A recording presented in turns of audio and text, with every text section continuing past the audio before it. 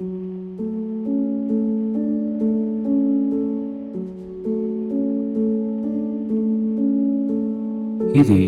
ఇంగ్లాండ్లో జరిగిన ఒక గొప్ప చరిత్ర. ఈ చరిత్రలో మనం చూడబోయే వ్యక్తి పేరు డేవిడ్ లివింగ్స్టన్.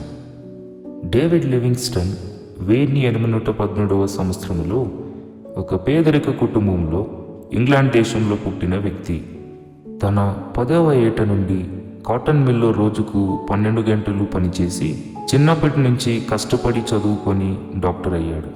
కానీ తన జీవితంలో దేవుని గొప్ప పిలుపు ఉంది. తన తండ్రి నీల్ లివింగ్స్టన్ ఒక సండే స్కూల్ టీచర్, తన తల్లి ఆగ్నెస్ లివింగ్స్టన్. రండి ఇప్పుడు మనం డేవిడ్ లివింగ్స్టన్ జీవిత చరిత్రను వీక్షిద్దాం.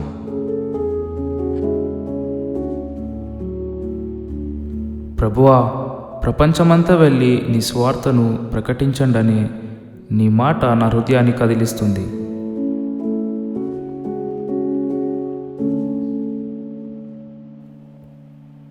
నాన్న, నేను ఆఫ్రికా వెళ్ళి ట్రైబ్ మధ్య మిషనరీగా దేవుని సేవ చేయాలి.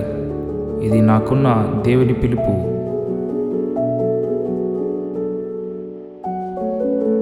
డేవిడ్, నువ్వు డాక్టర్ అయ్యావు, ఇక్కడ మంచి జీవితం గడపచ్చు కదా. నాన్న, దేవుడు పిలిచినప్పుడు సౌకర్యం కాదు కానీ పిలుపు ముఖ్యం.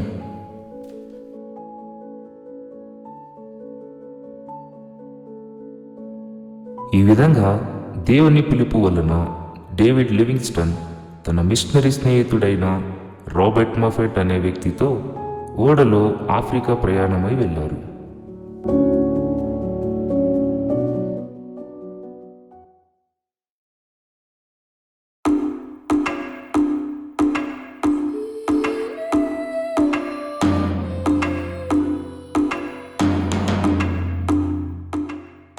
మీరు ఎవరు? ఎందుకు మా మధ్య వచ్చారు? మీరు తెల్లవారు కదా, మమ్మల్ని బానిసలుగా చేయుటకు వచ్చారు కదా. ఒరే, వీళ్ళని తరమగొట్టండి రా. ఓయ్, వెళ్ళండి వెళ్ళండి వెళ్ళండి.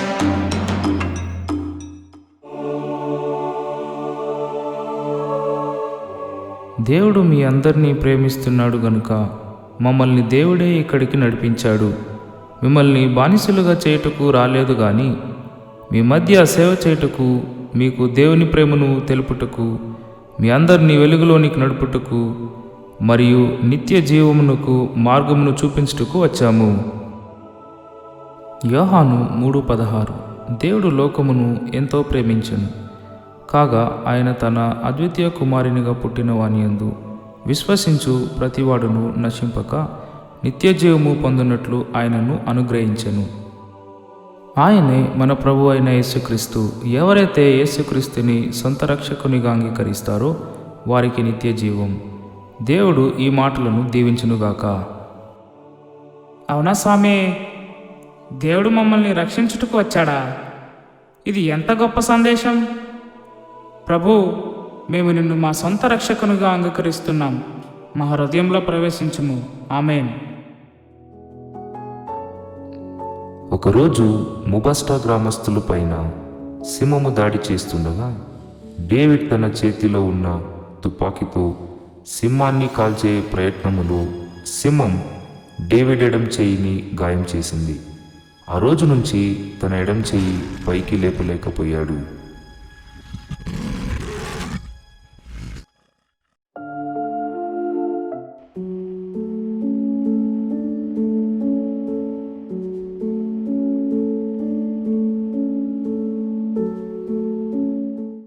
డేవిడ్, ఎందుకు మనం ఇంత కష్టపడి సేవ చేయాలి? రా, మనం వెనక్కి వెళ్ళిపోదాం. లేదు, నా చెయ్యి పైన దేవుని పైనున్న నా విధేయత పోదు.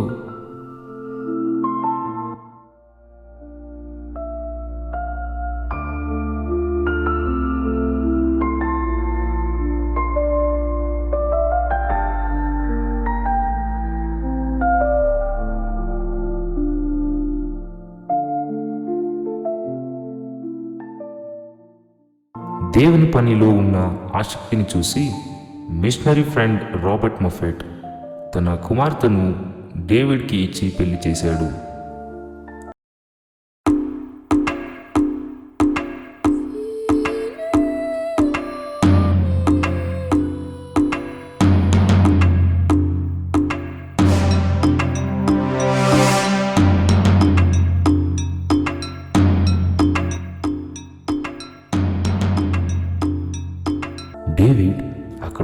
పరిస్థితుల వలన తన భార్య పిల్లలను ఇంగ్లాండ్ దేశానికి పంపివేశారు.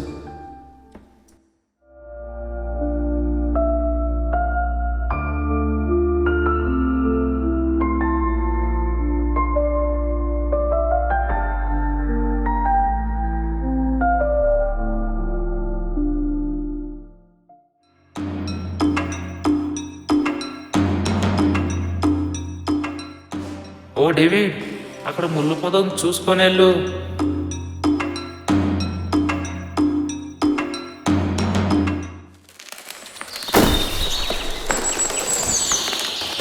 యేసయ్యా, నా కన్ను పోయింది. ఎడం త్రొట్టు కన్ను కనిపించలేదు.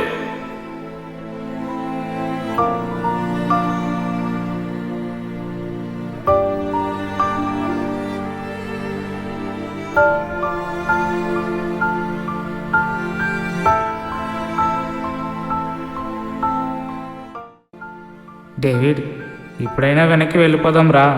ఈ శ్రమ మనకు వద్దు. స్నేహితుడా, ఒక కన్ను పోయినా దేవుడు నాకు ఇచ్చిన దర్శనం పోదు.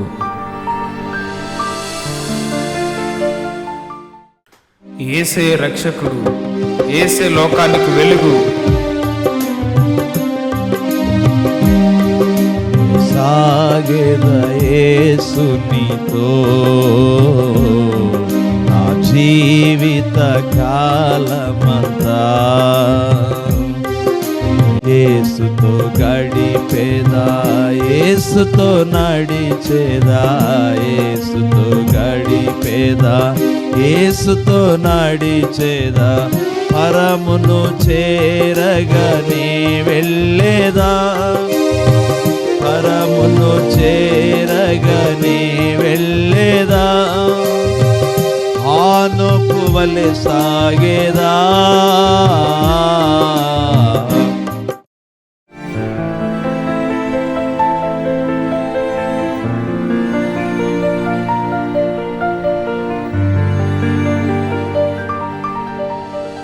ఈ విధంగా డేవిడ్ సువార్తను ప్రకటించి వెళుతుండగా ఒక ఊబిలో పడి తన ఎడము కాలు పనిచేయలేకపోయింది.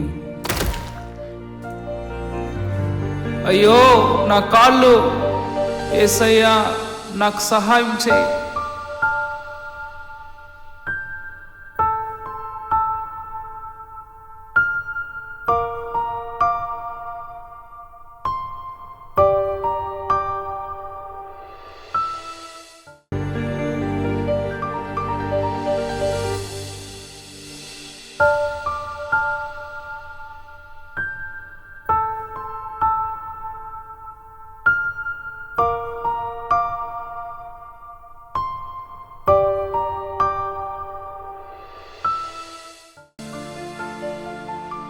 డేవిడ్, నా మాట విను. ఇప్పుడైనా ఆపు డేవిడ్. వెనక్కి వెళ్ళిపోదాం రా. స్నేహితుడా, దేవుని క్రమం అర్థం చేసుకో. ఆయన మొదలుపెట్టిన పని మధ్యలో ఆపడు.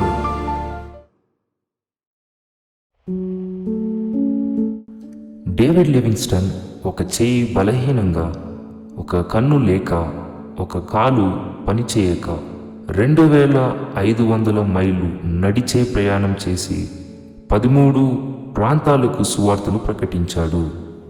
ఈ స్థితిలో తనకు సహాయముగా ఉండుటకు తన భార్య అయిన మేరీ లివింగ్స్టన్ ఆఫ్రికాకు వచ్చారు.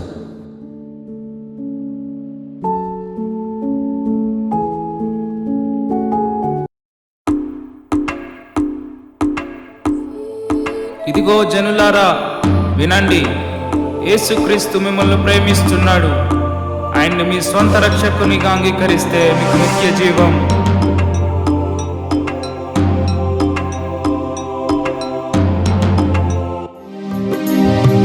లోకపు శ్రమలు నన్ను ఎదిరించిన, లోకపు శ్రమలు నన్ను ఎదిరించిన, కఠినులో రాళ్లతో హింసించిన, కఠినులో రాళ్లతో హింసించిన, స్తెఫను వలె సాగేదా.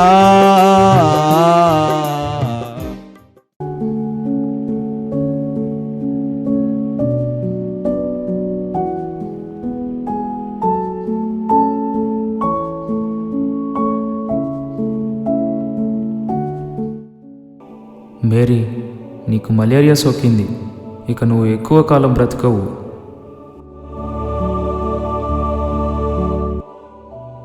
డేవిడ్, నిన్ను దేవుడు సేవ చేయటకు పిలిచాడు.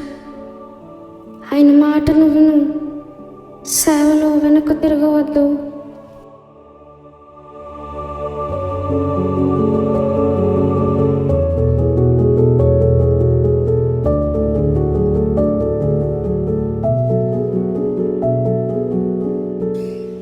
అయ్యో ప్రభువా, ఎందుకు ఈ శోధన? నా దేవా, నాకున్నది అంతా నీదే. నా జీవితం మొత్తం నీకే అర్పితం. నీవు ఎక్కడికి వెళ్ళమన్నా వెళుతా. నీవిచ్చిన ఈ రక్షణకు ఏమి ఇవ్వలేను. ఇదిగో నా జీవితం.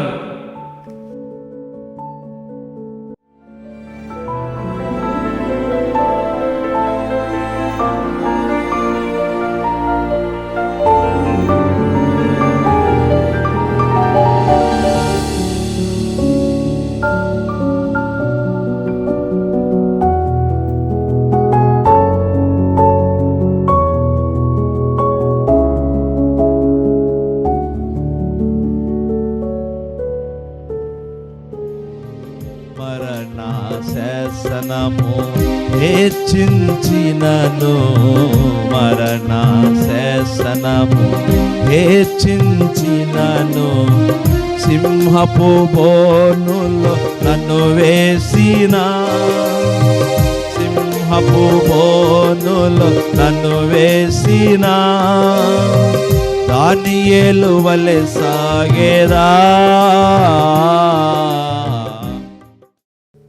దేవా, ఈ ప్రాణం నీది, నాది కాదు. అని చెప్పి డేవిడ్ లివింగ్స్టన్ తన ప్రాణాన్ని త్యాగం చేస్తాడు.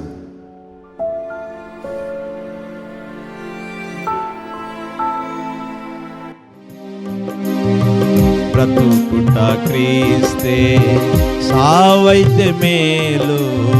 బ్రతుకుట క్రీస్తే, సావైతే మేలు. క్రీస్తుకై హత సాక్షిగా మారేనా, క్రీస్తుకై హత సాక్షిగా మారేనా. పౌలు వలె సాగేదా, సాగేదా యేసునితో నా జీవిత కాలమంతా.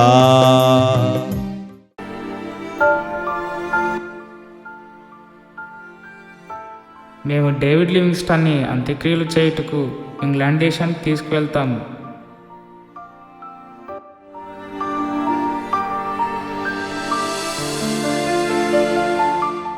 డేవిడ్ గారు మా కోసం తన జీవితాన్ని త్యాగం చేశారు. తన శరీరాన్ని ఇంగ్లాండ్ దేశానికి తీసుకెళ్ళండి, కానీ మా కోసం తప్పించిన హృదయాన్ని మాత్రం ఇక్కడే ఉంచండి, ఎందుకంటే అది ఆఫ్రికా దేశానికి చెందిందే.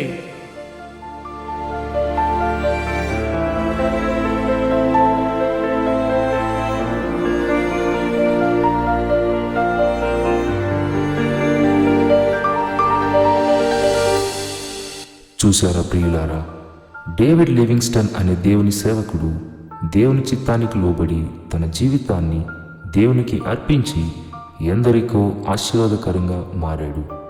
తన చుట్టూ పరిస్థితులు ఎంత కఠినంగా ఉన్నానో, తన చెయ్యి, తన కన్ను, తన కాలు కోల్పోయినా, ఆఖరికి తన భార్యను కోల్పోయినా వెనుక తిరగలేదు. తన ఊపిరి ఆగే వరకు ఆఫ్రికా దేశంలో దాదాపు 5,000 కిలోమీటర్లు నడిచి 13 ప్రాంతాలకు సువార్తను ప్రకటించి ఆఫ్రికా ఖండాన్ని వెలుగులోనికి తీసుకొని వచ్చాడు. ఈ స్కిట్ ద్వారా మేము తెలియచేస్తున్న సందేశం ఏంటి అనగా, మనమందరం డేవిడ్ లివింగ్స్టన్ వలె విదేశాలకి వెళ్ళి సువార్త ప్రకటించలేకపోవచ్చు, కానీ మన ప్రవక్తన ద్వారా, మన జీవితం ద్వారా మనం సువార్తను ప్రకటించగలము.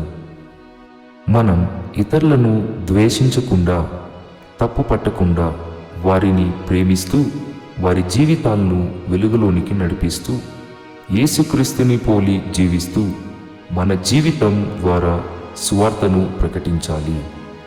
బైబిల్ చెప్తుంది మత్తయి 5:16లో, మనుషులు మీ సత్క్రియలను చూచి పరలోకమందున్న మీ తండ్రిని మహిమపరచునట్లు వారి ఎదుట మీ వెలుగు ప్రకాశింపనీయుడి. డేవిడ్ లివింగ్స్టన్ మాటలతో కాదు గాని తన జీవితం ద్వారా క్రీస్తుని చూపించాడు. అలాగే ఈరోజు మనం కూడా మన జీవితం ద్వారా యేసుని చూపించాలి. దేవుడు సంపూర్ణులను కాదు, విధేయులను ఉపయోగిస్తాడు. దేవా, నువ్వు చెప్పినది మేము చేస్తాము, మేము వెనక్కి తిరగము, నీ మాట వింటాము, విధేయులమై జీవిస్తాము, నీ క్రమాన్ని అర్థం చేసుకుంటాము అనే నిబంధనతో నూతన సంవత్సరమును ప్రారంభిస్తాము.